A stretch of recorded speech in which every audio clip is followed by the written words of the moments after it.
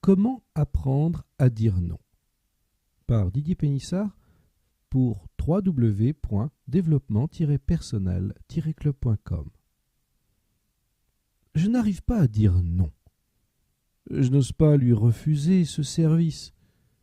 Je ne partage pas du tout son point de vue, mais j'ai du mal à lui dire que je ne suis pas d'accord. Je veux mettre fin à cette relation et pourtant, il m'est difficile de lui dire non, c'est terminé. Il m'agace avec ses critiques. Pourtant, je voudrais bien qu'il cesse sans pouvoir lui dire stop, etc. Ces situations ne vous parlent-elles pas? Si c'est le cas, il y a fort à parier que vous manquez de vous affirmer. L'affirmation de soi est vitale si vous voulez vivre épanoui et en possession de vos pleines capacités. Comment apprendre à dire non? Si vous avez cédé à une demande, alors que vous pensiez le contraire, voilà un bel exemple d'un manque d'affirmation de vous. Je vais prendre le contre-pied de cette croyance.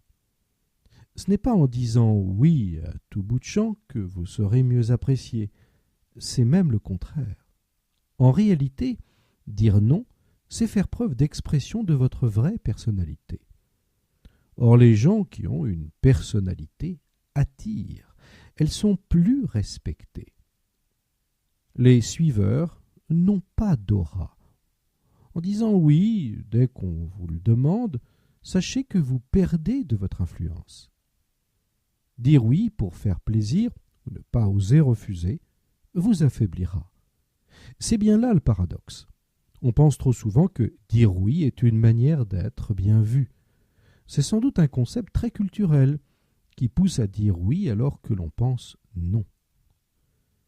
La deuxième fausse croyance est que si on dit non, on perd l'estime de celles et ceux qui nous aiment. C'est faux. Une étude menée par une équipe de psychologues de Ontario a mis en évidence que les personnes qui savent dire non, quand cela est jugé nécessaire, gardent l'estime des autres. Mieux, elles se disent finalement plus influentes et mieux respectées au final. Savoir dire non s'apprend. Tout est question de présentation du non. Voici la formule qui donne toujours de bons résultats. Précisez toujours pourquoi vous déclinez la demande. Expliquez la raison avec précision. Par exemple, si on vous demande de garder le petit garçon de votre voisine, plutôt que de dire oui alors que vous pensiez non, dites pourquoi vous ne pouvez pas le garder. Je suis désolé, j'aurais bien gardé votre fils, mais ce soir, je dois terminer ce travail que je dois remplir lundi sans faute. Remarquez que vous avez précisé ici la raison, en l'occurrence le travail. Mais si vous êtes fatigué, dites-le. Je suis trop fatigué pour garder votre fils ce soir.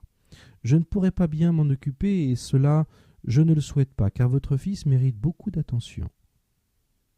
Vous remarquerez que si vous précisez la raison de votre non, vous parviendrez à vous affirmer tout en conservant l'estime des autres. Une habitude libératrice. Comment une nouvelle habitude qui se forge, savoir dire non, vous permet de vous libérer. Car conserver au fond de soi une frustration de dire oui alors que vous pensez non peut finir par se transformer en une somatisation qui peut se manifester par au mieux de l'énervement et au pire des troubles de santé. Affirmer un refus avec le tact nécessaire est la clé pour libérer vos ressources cachées. Ce sont des verrous qui se libèrent et livrent en même temps des potentialités. Au contraire, ne pas s'affirmer dans le non ou un refus cadenasse nos ressources. Avec le temps, cela deviendra comme une seconde habitude. Vous pourrez dire non tout en conservant votre sérénité. Je vous recommande, si ce sujet vous intéresse, comment développer un puissant sentiment de confiance sur www.confiance-en-moi.com. Merci de votre attention et à très bientôt. Au revoir.